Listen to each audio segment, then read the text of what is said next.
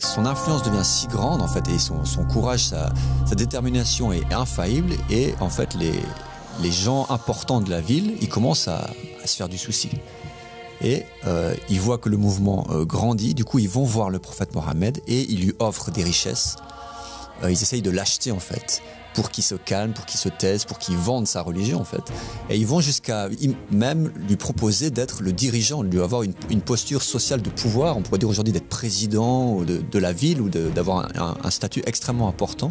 Mais la condition serait qu'il accepte toutes les conditions en fait de ces gens, et qu'il abandonne son message divin, qu'il abandonne le fait de dire qu'il est un prophète, qu'il a ce message. Et évidemment le prophète Mohammed, il a refusé, il a maintenu son appel, il a continué, et depuis ce jour-là aussi l'oppression est devenue de plus en plus importante.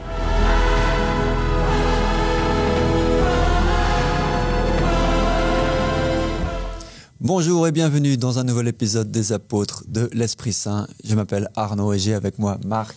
Bonjour à tous. Et Guillaume. Bonjour à tous. Le prophète Mohammed a parlé notamment de cet homme. Il a aussi parlé des signes qui entouraient le lever de cet homme, et aussi les guerres, les catastrophes, les signes en fait qui amènent à l'arrivée du Mahdi, à l'arrivée de cette fin des temps. Et l'une des narrations qui est célèbre en fait correspond exactement à ce qui se passe aujourd'hui dans le monde et à la nation musulmane, si on peut l'appeler comme ça. Et je vais juste vous le lire, comme ça vous pouvez vraiment comprendre le pouvoir de ces mots. Donc le prophète Mohammed a dit « Il viendra un temps pour mon peuple où il ne restera de l'islam que le nom, et du Coran que la calligraphie. Leurs mosquées seront bien remplies, mais vides de guidance. Leurs savants seront les pires créatures sous la voûte du ciel. La discorde sortira d'eux et retournera à eux. » Donc voilà, je crois que c'est une description des plus précises de ce qui se passe aujourd'hui dans le monde musulman.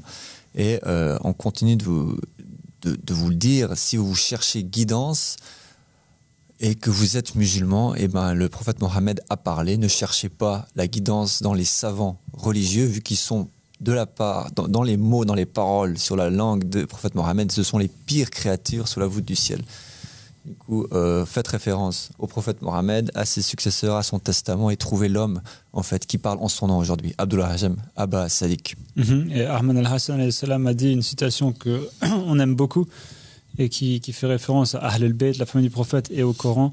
Et il vous demande à tous, vous qui êtes dans cette fin des temps, qui savez en fait que le Mahdi doit apparaître, ou que Jésus doit revenir, ou que le Messie doit apparaître, ça dépend selon les traditions religieuses. Ahmad al-Hassan a dit, pourquoi est-ce que vous demandez aux savants de la fin des temps au sujet de cet homme, au sujet du Mahdi, au lieu de demander au Coran et au Ahl al-Bayt, c'est-à-dire la famille du prophète Mohammed, au sujet des savants de la fin des temps. Et c'est ça qui se passe aujourd'hui. On a des musulmans qui cherchent la guidance chez les mêmes hommes desquels Mohammed nous a mis en garde. Mohammed avait dit aux musulmans, n'écoutez pas ces gens, ils vont vous égarer.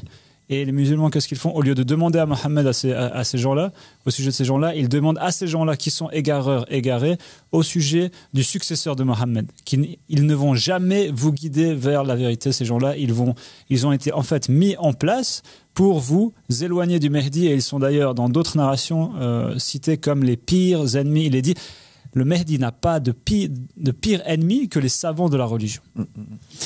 Ça me rappelle beaucoup en fait ce que disait Jésus dans son temps quand il disait race de vipères, et qui disait que c'est les enfants du diable en fait. Lorsqu'ils disent non, nous sommes les enfants d'Ibrahim, les enfants de Dieu. En fait non, ils disent non parce que vous voulez me tuer comme votre père a voulu me tuer, et vous mentez comme votre père a été le père des menteurs.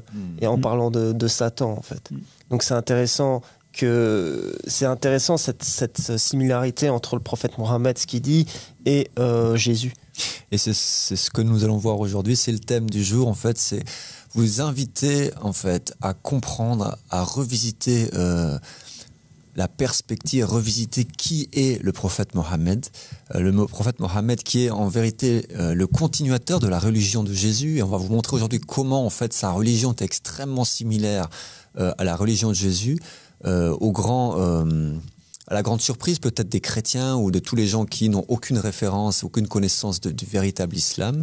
Et pourquoi on a envie que vous connaissiez la véritable histoire du prophète Mohammed, son véritable enseignement? De un, parce qu'il a été usurpé, sa religion a été usurpée de la même manière que l'enseignement de Jésus a été usurpé. Dès sa mort, des gens qui étaient ses propres ennemis ont pris pouvoir en fait de la religion et l'ont répandu par l'épée et non par la sagesse et la connaissance, comme le prophète Mohammed l'avait fait. Et aussi, c'est important pour les chrétiens de reconnaître aussi le prophète Mohammed, de un, parce qu'on vous l'a démontré par la Bible et par beaucoup d'autres narrations qu'il est bel et bien ce paraclet que Jésus a lui-même annoncé. Et de deux, c'est que en étant ce paraclet, il est venu, comme Jésus l'a dit, avec toute cette connaissance, avec beaucoup plus d'informations sur les temps que nous vivons, sur cette fin des temps, sur le lever de l'homme qui va amener la justice et la paix dans le monde, et comment le reconnaître et ne pas le confondre avec justement des faux prophètes.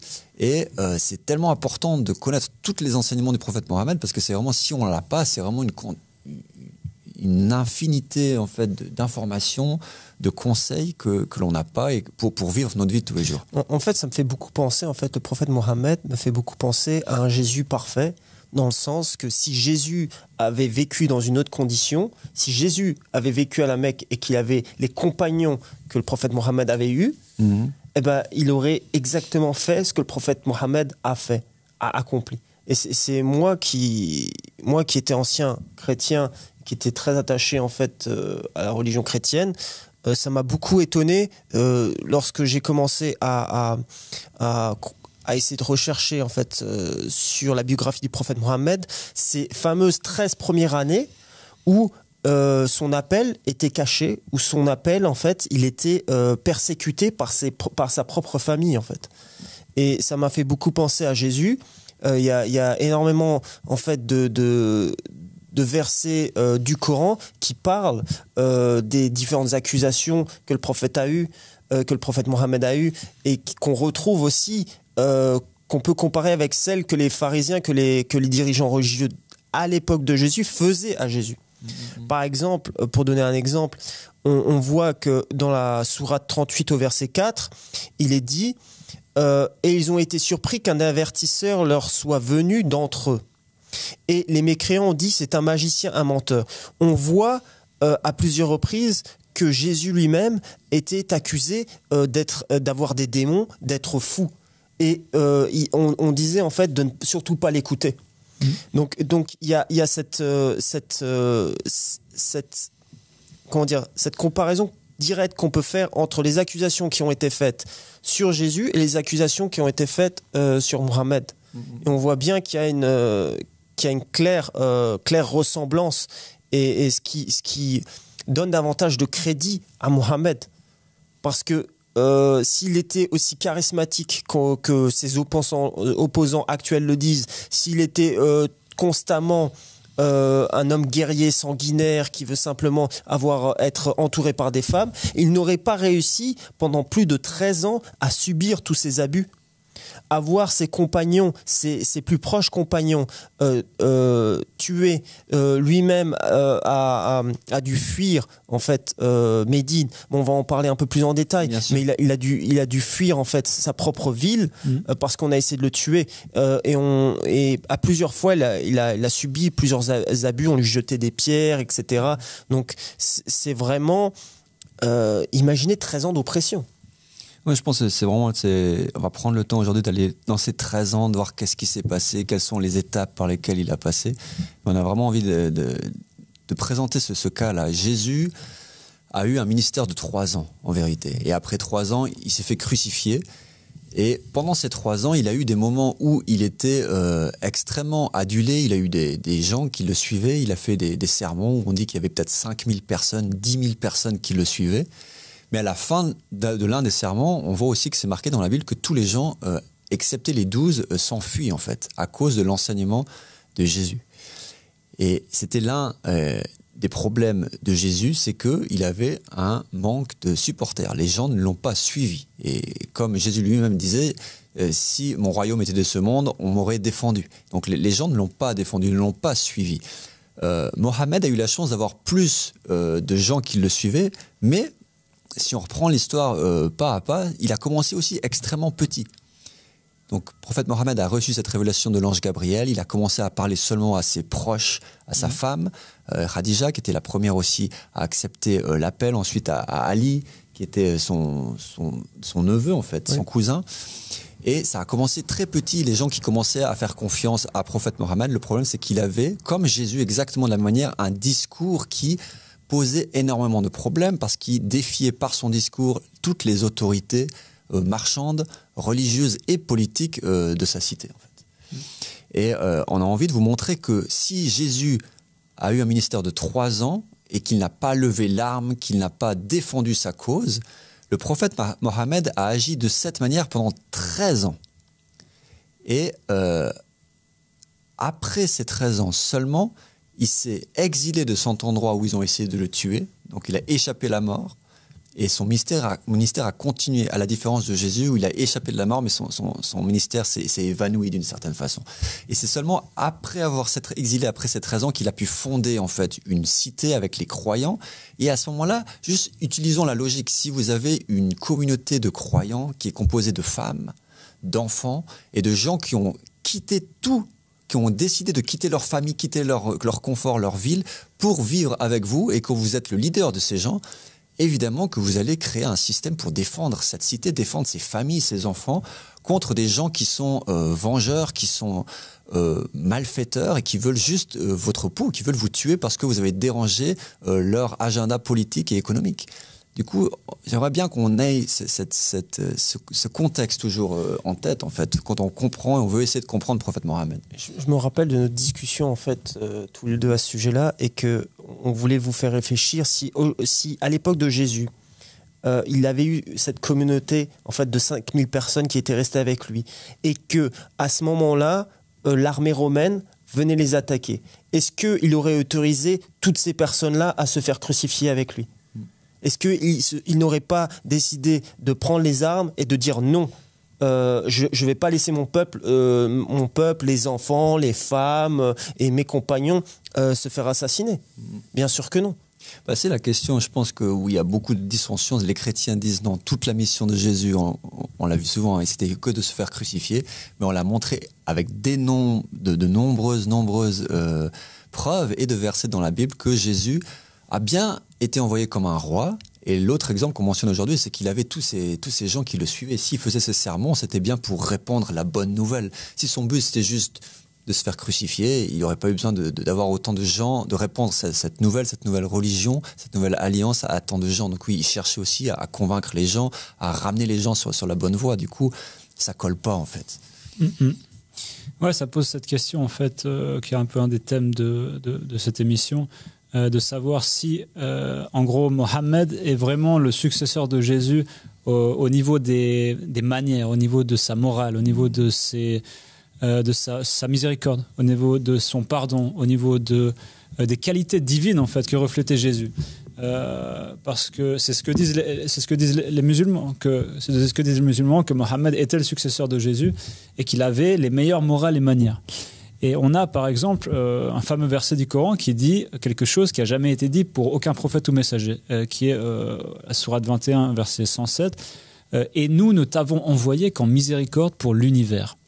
Donc maintenant, on a des phrases. Les chrétiens ils vont nous dire oui, mais ça c'est juste des paroles, ou c'est juste des hadiths, ou c'est juste des versets du Coran.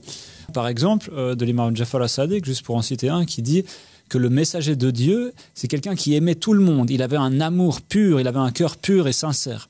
Un cœur qui était vaste, qui accueillait tout le monde avec gentillesse et affection, sans différenciation. Est-ce que ce sont seulement des phrases, seulement des idées pour promouvoir un homme qui n'est pas ce qu'il dit ?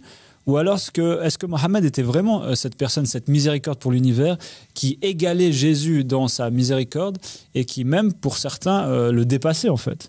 Et je pense que c'est un sujet vraiment passionnant et qui fait en fait que les chrétiens se convertissent parfois à l'islam parce qu'ils voient dans Mohammed un homme qui est absolument phénoménal et qui est, même s'il n'a pas la même manière de s'exprimer peut-être ou la même manière de faire, parce qu'il était aussi dans un contexte différent, dans ce contexte arabe qui n'était pas un contexte religieux, qui n'étaient pas nécessairement éduqués. Hein.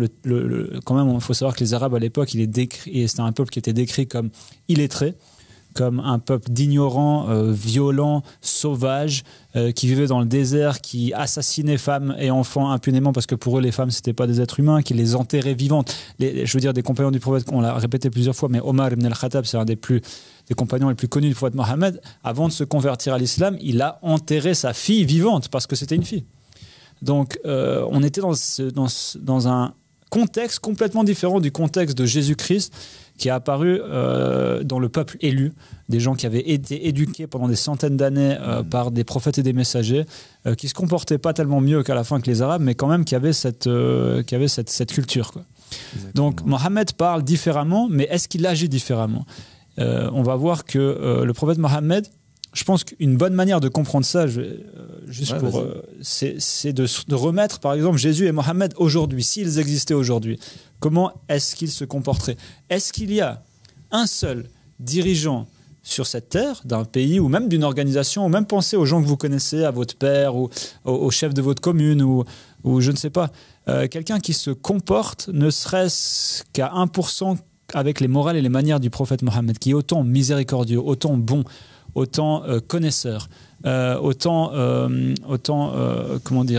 est tolérant avec tout le monde, qui accueille dans sa maison. Qui c'est qui vient frapper à sa porte, il lui donne à manger. Qui que ce soit qui a besoin de quelque chose, il lui donne. Qu'il soit chrétien, juif, musulman, noir, jaune, c'est égal. Il est envoyé comme une miséricorde pour les mondes. Et on voit que malgré toutes ces accusations qu'il y a eu au sujet du prophète Mohammed, qui sont venues par ses ennemis quand même, des gens qui l'ont détesté depuis avant même qu'il soit un prophète, on voit que c'était vraiment quelqu'un qui reflétait et qui sortait totalement du lot de sa communauté. Et que c'était choquant en fait pour les gens là-bas, et ça choque encore les gens aujourd'hui.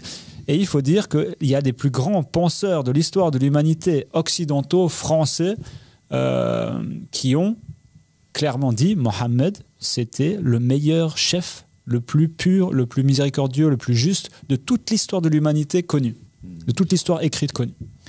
Donc je pense qu'il faut que chrétiens, athées et même musulmans, on se réveille en fait sur qui était cet homme et qu'on prenne exemple. Même si on n'accepte pas tout de cet homme, il faut voir objectivement les choses en fait. Il y a un exemple, par exemple, qui saute aux yeux pour moi si on prend les exemples des leaders musulmans et arabes aujourd'hui, et si on leur proposait ce que les gens de Quraysh, de la Mecque, avaient proposé au prophète Mohammed, ils n'auraient pas hésité longtemps. Et là, pour moi, c'est aussi une qualité de dignité, d'intégrité et de courage aussi d'un homme qui a reçu une révélation divine et qui a tout le monde qui s'oppose à lui. Il perd sa réputation, alors que c'était l'homme qui avait la meilleure réputation dans la cité de la Mecque, parce qu'il était un bon marchand, et tout le monde connaissait ses bonnes morales, ses bonnes manières, il lui faisait confiance. Et là, maintenant, tout le monde lui fait plus confiance, parce qu'il pense que le gars, il est fou, il a inventé une nouvelle secte, il se prend pour un gourou, un chef spirituel, et qui en met en danger l'équilibre en fait de cette cité. Et son influence devient si grande en fait, et son courage, sa détermination est infaillible, et en fait les gens importants de la ville, ils commencent à se faire du souci. Et ils voient que le mouvement grandit, du coup ils vont voir le prophète Mohammed et ils lui offrent des richesses. Ils essayent de l'acheter en fait, pour qu'il se calme, pour qu'il se taise, pour qu'il vende sa religion en fait. Et ils vont jusqu'à même lui proposer d'être le dirigeant, de lui avoir une posture sociale de pouvoir, on pourrait dire aujourd'hui d'être président de la ville, ou d'avoir un statut extrêmement important. Mais la condition serait qu'il accepte toutes les conditions en fait de ces gens, et qu'il abandonne son message divin, qu'il abandonne le fait de dire qu'il est un prophète, qu'il a ce message.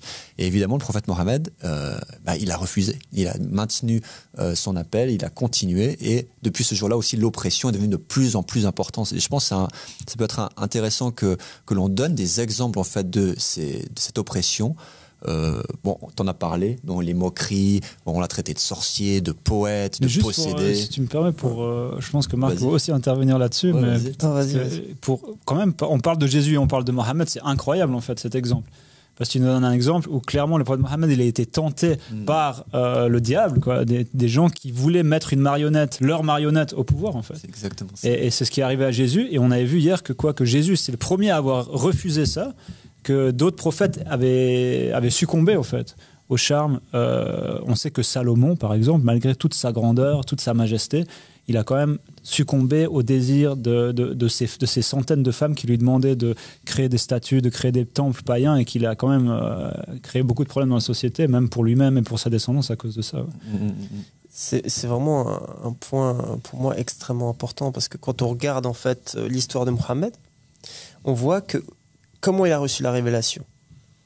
Tout comme Jésus qui est allé en fait, qui s'est en fait allé isolé, il s'est isolé dans le désert en fait, et a arrêté de manger pendant 40 jours et boire pendant 40 jours et 40 nuits, et a tenté par le diable. On voit qu'ici en fait c'est quelque chose encore de plus difficile, parce que on voit que le prophète Mohammed reçoit sa première révélation et ensuite propage en fait la religion de Dieu, et qu'il est tenté en fait à travers presque des vaisseaux que Satan lui-même a pris pour le tenter. Et on sait très bien que c'est beaucoup plus difficile, Imaginez qu'en face de vous, vous voyez vos proches vous dire mais ne t'inquiète pas, on va te mettre dans une bonne situation, rappelle-toi de des bons moments qu'on a vécu ensemble. C'est beaucoup plus difficile de faire face aux gens qu'on aime que ce qu'a vécu en fait Jésus. Dans cet exemple-là, on voit en fait que il y a ces événements-là montrent que Mohammed était même meilleur que Jésus. C'est vraiment. Il avait la pression. Il n'avait pas que la pression d'un Satan invisible. Voilà. Il avait la pression d'un Satan visible, d'une communauté qui lui mettait la pression et qui le menaçait en fait, qui clairement la menaçait. Et d'ailleurs, il a refusé, et ça lui a causé d'énormes problèmes, d'énormes souffrances, un boycott en fait, total de sa communauté, qui ont souffert au point où les enfants sont quasiment morts de faim parce qu'ils les ont mis dans un coin de la cité de la Mecque. Et il est dit que même ils entendaient en fait les cris des enfants à des kilomètres à cause de la faim, parce que tout ce qu'ils avaient à manger, c'est des feuilles d'arbres et ce genre de trucs. Effectivement, suite à ce refus en fait de la part de prophète Mohammed, ils ont créé en fait un sorte de loi qui disait à faire commerce dans toute la cité avec tous les croyants du prophète Mohammed. Et ils ont fini par les parquer en fait dans un coin de la ville, tout comme en fait on aurait pu voir tout comme la ségrégation qui a eu lieu, par exemple aux États-Unis ou autres, c'était la même ségrégation que eux ils ont subi. En tout cas, j'aimerais juste faire un point par rapport à ça. C'est pas vraiment le sujet du jour, mais c'est quand même l'essence même de notre religion, l'essence même de notre message, qui est la suprématie de Dieu, l'appel à la suprématie de Dieu. Et on voit dans cet exemple vraiment ce sacrifice pour ce message de la suprématie de Dieu. Chez Jésus, clairement, qui est d'accord de se sacrifier en fait pour ça, pour la suprématie de Dieu, parce que il ne va jamais faire aucun sacrifice compromis en fait avec le tyran. Et Mohammed, dans son cas, clairement, on a voulu lui faire vendre sa religion. Lui faire laisser sa religion, lui faire dire ok, c'est nous qui allons te mettre au pouvoir et c'est pas Dieu. Et lui, il a clairement refusé, malgré les menaces, malgré qu'on voulait le tuer. Donc c'est soit on lui donnait la royauté d'une certaine manière, soit on lui donnait la mort ou le combat contre lui. Et il a choisi le sacrifice pour la suprématie de Dieu, parce que seul Dieu règne, et seul Dieu a le droit de donner le pouvoir à quelqu'un, et pas Satan ni des gens corrompus qui font ça que par agenda politique en fait. Et le prophète Mohammed aussi, on pourrait dire, a été bien entouré, et ses croyants étaient aussi extrêmement fermes. Et on a des exemples dans cette persécution qui en fait s'échelonne à un niveau physique, où des gens en fait dans ces 13 ans, dans ces premières 13 ans, ces premières parties de l'islam, et des gens ont été tués en fait au nom de leur croyance pour Dieu, en reconnaissant Mohammed comme le messager de Dieu. Donc on a par exemple Bilal, c'est un nom qui est très connu. C'est cet homme souvent on le connaît parce qu'il serait l'inventeur de l'adhan, celui qui chante l'appel à la prière, et qui était un esclave en fait. Et tant qu'il était esclave, avant d'être libéré par le prophète Mohammed, en fait il a été violemment torturé par son propriétaire, si on peut dire ça comme ça, où il le forçait à renoncer à sa religion. Et lui il répondait, non, il n'y a que Dieu. qui est un et je n'obéis que à Dieu en fait. Et il y a des tortures, on peut les nommer. Hein. On les mettait dans le désert sans nourriture, sans eau, sous le soleil qui écorchait en fait la peau de ces gens-là. Et en plus de ça, ils avaient cette torture où ils mettaient des pierres, des énormes pierres sur la poitrine des gens. Et il les laissait là tout seul, au milieu du désert, à étouffer sous le poids de ces pierres. Bilal a eu la chance de s'échapper, en fait, et il a été défendu par les croyants, ils ont pu le sauver, mais d'autres n'ont pas eu cette chance. Et peut-être, Marc, tu peux parler des premiers martyrs de l'islam. Et en fait, il y a ce couple, Soumeya et Yassir, qui avait comme propriétaire Abu Jahl, qui était aussi un des proches du prophète Mohammed, et qui... parce qu'il était propriétaire de ces deux êtres humains, les a torturés et leur a menacé de mort et leur a dit en fait de renier leur Dieu unique et tout comme vous pouvez voir que Nemrod avait demandé à Abraham en fait de se prosterner en fait devant une idole, il leur a demandé en fait d'adorer l'idole qu'il leur montrait devant leurs yeux. Ils ont refusé, ils ont dit que Dieu n'est qu'un, Dieu est unique, et il a fini en fait par les transpercer avec une lance et ils sont morts. Donc ces événements-là ont marqué l'histoire de l'islam et sont fortement oubliés parce que on va en parler pendant 10 minutes. Et ensuite, pendant 3 heures, on va parler de toutes les guerres qu'il y a eu, de toutes les fois où le prophète Mohammed a dû en fait protéger son peuple des attaques de ces mêmes gens en fait. De ces mêmes gens qui avaient prouvé qu'ils étaient sanguinaires, qu'ils avaient prouvé qu'ils étaient des animaux en fait. Parce que qu'est-ce que le mal que pouvait faire un simple couple d'esclaves qui croyaient en une autre religion? Moi, j'ai une question pour les gens. C'est est-ce que le prophète Mohammed a pris les armes lorsque ses compagnons Yasser et Bilal et Soumaïa se sont fait assassiner ou torturer? Est-ce qu'il a demandé à ses compagnons de prendre les armes, de se révolter? Est-ce qu'il a même demandé de faire une révolution, de ne pas obéir aux autorités? Non. Il a toujours, au contraire en fait, il a été extrêmement patient. Son motto c'était patience, patience, patience, patience, patience. Et espérance en fait, foi que Dieu allait lui donner un jour la possibilité de vivre librement sa foi en fait, avec une communauté de croyants. Et il a attendu en fait, il n'a pas été parmi ceux qui se sont révoltés sans l'ordre de Dieu. Et c'est ça la différence entre un messager de Dieu et un messager qui se prend pour un messager de Dieu, c'est que cet homme a attendu l'ordre divin pour en fait donner une contre-attaque à des gens qui n'ont jamais arrêté de l'oppresser. Mais il n'a jamais... Donc Jésus, à son époque, il n'a pas demandé à ses compagnons de se révolter. Il a même dit à Pierre, range ton épée, lorsqu'il a commencé à vouloir se battre contre les Romains, lorsqu'ils sont venus arrêter Jésus. Mohammed, exactement la même chose. Et pas seulement pendant 3 ans, mais pendant 13 ans. Et même après, en fait, il n'a jamais attaqué qui que ce soit avant qu'il se fasse de nouveau attaquer et que les Mécois, en fait, viennent à la Mecque pour les attaquer, alors que même que le prophète Mohammed était parti, il s'était enfui, il les avait laissés, ils n'avaient plus rien à faire avec eux. Non, il a fallu que ces gens, comme tu l'as dit, ces ennemis, en fait, voraces, qui n'avaient rien d'autre dans leur cœur que la haine pour Dieu et son prophète, viennent le poursuivre et l'attaquer. Et ils auraient fait la même chose pour Jésus, parce que c'est toujours les mêmes sortes de personnes qui reviennent à chaque époque en fait pour contredire, pour assassiner les prophètes et les messagers. C'est ça qu'il faut que vous compreniez, les chrétiens, c'est que Mohammed et Jésus ont les mêmes ennemis en fait, et ils les traitent de la même manière. C'est ça qui est mal connu. Et que Jésus, nous disons que si Jésus il avait vécu plus que ça, plus que 13 ans, qu'il avait pu avoir un pays qui lui appartenait, bien sûr qu'il aurait développé une armée, une police, comme tout État, comme tout prophète, comme tout messager qui a eu un État sous ses ordres. Donc c'est cette oppression, en fait, on le répète, qui a duré pendant 13 ans. Mohammed l'a subi, ses compagnons l'ont subi. Peut-être c'est intéressant de prendre des exemples concrets de comment Mohammed a subi ces abus physiques. Il y a plusieurs histoires, il y a des quantités d'histoires. Sûrement pas toutes les histoires ont été retranscrites dans des textes. On en a 2 ou 3. Moi, je vais compter cette petite histoire qui, quand je l'ai entendue, m'a vraiment touché énormément, parce que c'était vraiment pas une face du prophète Mohammed qu'on entendait de nouveau dans les médias ou même dans les musulmans du courant principal. Donc c'est une histoire qui raconte que Mohammed, il passait tous les jours devant une maison, et quand il passait devant cette maison, cette femme qui n'était pas croyante lui lançait ses ordures sur lui et sur le chemin devant le prophète Mohammed.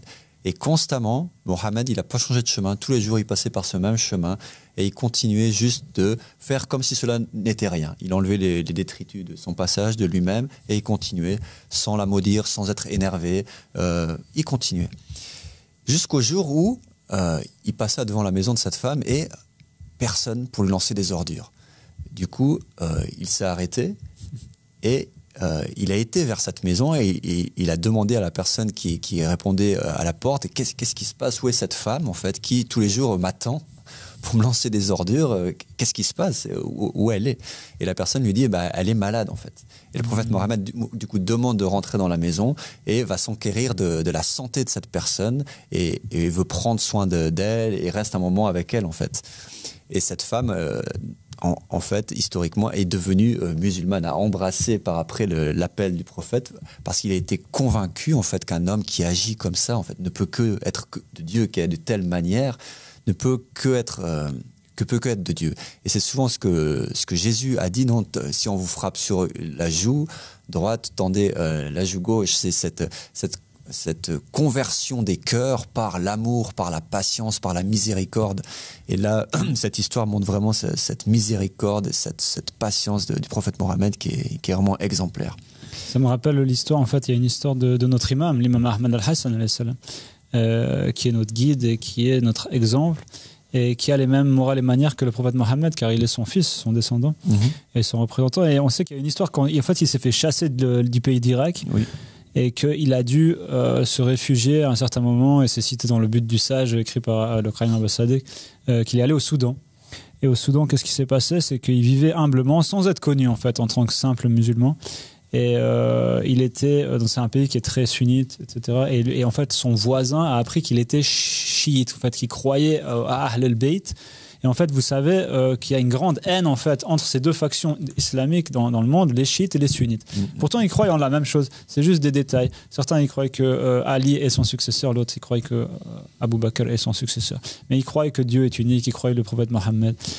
Et il est dit qu'en fait, Ahmad al-Hassan, tous les jours, cet homme coupait en fait son électricité. En fait, il perdait l'électricité tous les jours.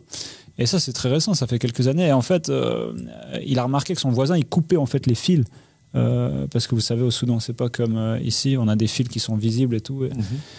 Et l'imam, il lui a jamais rien dit. Il savait, il a vu que c'était lui, il lui a jamais rien fait, il a jamais rien demandé. Et tous les jours, il revenait et il remettait les fils ensemble et il remettait son électricité. Et jusqu'au jour où un jour en fait cet homme il l'a poussé en fait. En fait, il a été violent avec lui.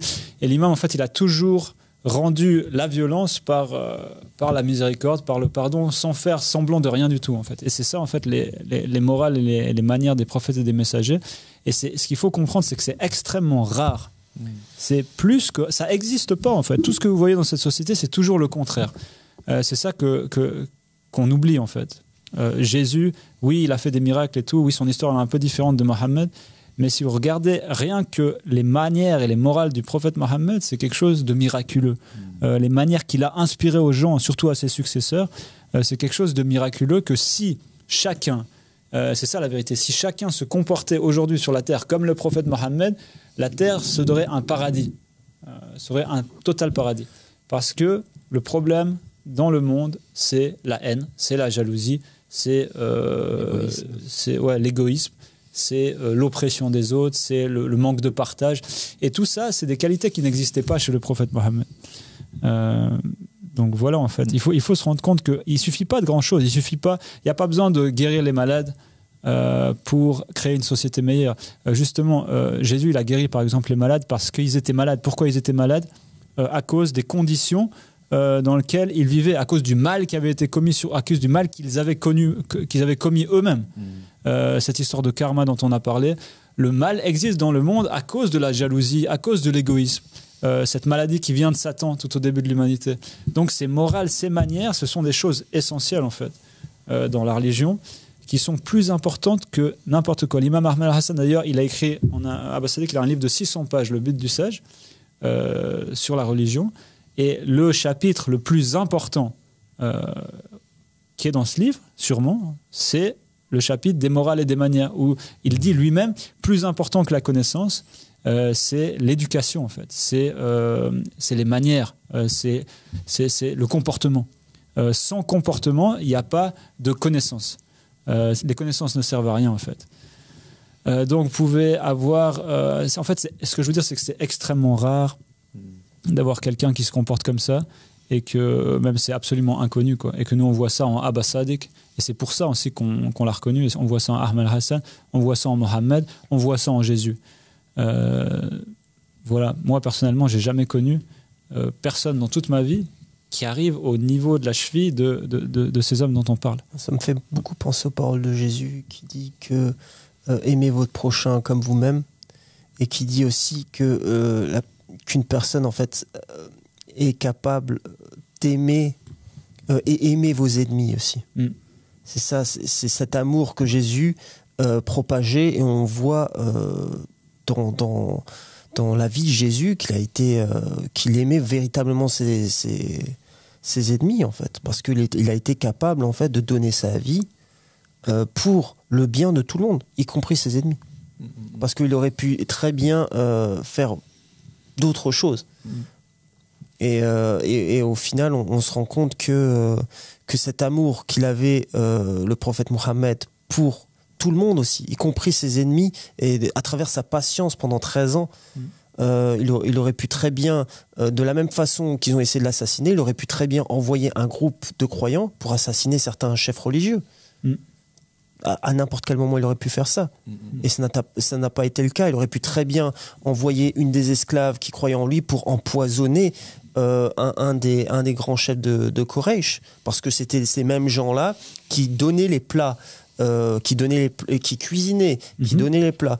Et donc, en fait, on voit bien à travers les actions de Jésus et du prophète Mohammed que ils aimaient leurs prochains comme eux-mêmes, qu'ils aimaient même leurs ennemis, et qu'ils voulaient à tout prix sauver tout le monde.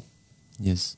Il y a une autre histoire d'oppression, d'abus physiques que certains connaissent, c'est l'histoire de Taïf. En fait, c'est aussi un moment un peu difficile pour le prophète Mohammed, où, faut savoir, il a perdu sa femme, il a perdu son oncle, qui étaient vraiment des êtres non seulement très chers à lui-même au niveau familial, mais aussi c'était des grands croyants. Et peu après ces tragédies, en fait, on sait qu'il est parti se reclure, et il est rentré dans cette ville où il espérait rencontrer des gens qui pouvaient le comprendre, qui pouvaient aller recevoir sa religion. Et ce village s'appelait Taïf. Et il l'a souvent raconté par la suite, c'était l'un des pires jours de sa vie, où en fait il attendait d'être reçu, mais il a été reçu par ces gens, mais l'histoire dit que les gens se sont alignés le long de la route qui amenait au village, et même les femmes, les enfants, ils l'ont tous lancé des graviers, des pierres, et lui, il a continué, en fait. Et il n'a pas répondu à ça. Et plutôt que de le maudire, si ici, par exemple, on peut prendre une comparaison avec Jésus, pour être juste, par exemple, si on veut faire des comparaisons, il y a Jésus, à certains moments, il a aussi maudit les pharisiens. Il les a traités d'hypocrites, de race de vipères, de fils de Satan. Donc c'était quand même des choses que Jésus aussi, à certains moments, il le faisait. Si Mohammed a sûrement aussi maudit à certains moments ses ennemis, pendant ces 13 ans, il les a pas maudits, et même ces gens qui lui jetaient des pierres où il a failli mourir, en fait, il a prié pour que leurs descendants puissent être... il a demandé à Dieu, fais que leurs descendants soient ouverts, en fait, à ta religion, à l'islam, et laisse ces gens tranquilles. Qui est, encore une fois, l'amour de l'ennemi. Non pas seulement l'amour du prochain, mais c'est une manifestation, c'est pas juste une parole, une prêche. Il a pratiqué lui-même, en fait, cette prêche de aimer vos ennemis. Et c'est fou, parce que maintenant, il y a des mémoires qui me viennent, c'est que lorsqu'il était à Médine et qu'il est revenu à la Mecque, et qu'il avait une force guerrière assez grande pour pouvoir dominer la Mecque. Et écraser la Mecque, il aurait pu très bien assassiner tout le monde à ce niveau-là. Il aurait pu très bien en fait raser complètement la ville et au contraire, il a pardonné au pire de ses ennemis qui étaient en train de comploter maintenant contre lui. Et il leur a pardonné et il les a... Je me souviens qu'il a aussi pardonné à l'assassin en fait de sa propre fille, parce que pendant le voyage en fait à Médine, c'est une histoire peu connue par les musulmans mainstream, mais il avait une fille. Et cette fille en fait s'était faite assassiner par une personne de Quraysh pendant son trajet en fait vers Médine. Et lorsqu'il est revenu en fait à la Mecque, il a pardonné à cet homme. Et il a autorisé en fait à vivre parmi les musulmans et à se convertir à l'islam. On voit vraiment que le prophète Mohammed a vraiment essayé d'incarner toute cette religion en fait, que Jésus prêchait. Et il l'a pas essayé, il l'a incarné, il l'a démontré aussi. Il a eu plus d'années pour accomplir cela, mais il a vraiment démontré cela. Et si pour compléter la boucle, pour boucler la boucle, comme on dirait, avec ce qu'on a commencé aujourd'hui, avec cette histoire de silence complaisant, le silence des gens est complicite. Et si les gens, il n'y a pas de supporters pour supporter l'envoyé de Dieu ne peut que faire très peu, en fait. On voit aussi une différence entre Mohammed et Jésus. Si on pourrait dire que Mohammed était plus complet, en fait, dans la manifestation de la religion de Dieu, de la volonté de Dieu, ses suiveurs, ses partisans étaient aussi certainement plus complets aussi. Donc quand Jésus a fait face en fait à cette arrestation, un de ses disciples a sorti son épée et a coupé l'oreille, le reste était effrayé et ils sont enfuis, et l'un d'eux, c'est lui qui l'avait vendu. Alors que là on voit par exemple avec l'histoire de Ali en fait, où le prophète Mohammed avait entendu qu'il allait se faire tuer. Il était mis au courant qu'il y avait un complot pour l'assassiner. De la même manière que Jésus était au courant qu'il allait être assassiné, crucifié. Mais à ce moment-là, quand il a demandé « Est-ce que quelqu'un veut bien me remplacer ?», son meilleur des disciples et partisans, Ali, a levé la main et dit « Je vais te remplacer. Et je vais prendre ta place dans le lit où ils attendent que tu seras au milieu de la nuit pour te tuer. » Et c'est ce qui a permis en fait au prophète Mohammed de s'exiler, de continuer en fait sa religion après à Médine. Et le soir là, les gens sont venus pour tuer le prophète Mohammed, sont entrés dans la maison et Ali était sous la couverture et il a accepté en fait de risquer sa propre vie pour son maître prophète Mohammed. Et ce qui est arrivé, c'est qu'en découvrant que c'était l'imam Ali, ils l'ont pas tué, il a aussi été sauvé à ce moment-là. Donc c'était aussi important en fait. Le prophète Mohammed manifestait plus d'attributs que Jésus, on pourrait dire, et ses disciples, ses partisans, et c'est aussi, il a reçu plus de support en fait, et c'est ce qui a aussi permis en fait à cette religion de s'établir. Vu qu'il était meilleur, il avait des meilleurs disciples. Voilà, après, comme on disait avant, qui peut égaler l'imam Ali, qui n'était pas vraiment un disciple en fait, qui était son successeur. Et c'est même pas comparable avec Jésus et Pierre. C'est plutôt parce que l'imam Ali, il a des qualités qui sont absolument incroyables. Yes. Et donc là, on a vraiment, c'est pas du égal à égal, même si certains disent que c'est du égal à égal, mais on a quand même l'imam Ali, qui a eu un compagnon comme l'imam Ali. Et l'imam Ali, on espère vraiment pouvoir aussi en parler dans d'autres épisodes, parce que si on parle du prophète Mohammed, on est presque obligé de parler de l'imam Ali. C'est vraiment la continuation de l'islam, et c'est toute la beauté de l'islam en fait. L'imam Ali a vraiment marqué l'histoire, et on espère vraiment pouvoir en parler dans de futurs épisodes. Pour aujourd'hui, ce sera tout. On va sûrement continuer demain, et on va continuer sur ce chemin de montrer en fait les similitudes entre Jésus et le prophète Mohammed, qui est partagé la même religion, le même Dieu. On vous retrouve demain à la même heure. On vous souhaite une très belle soirée.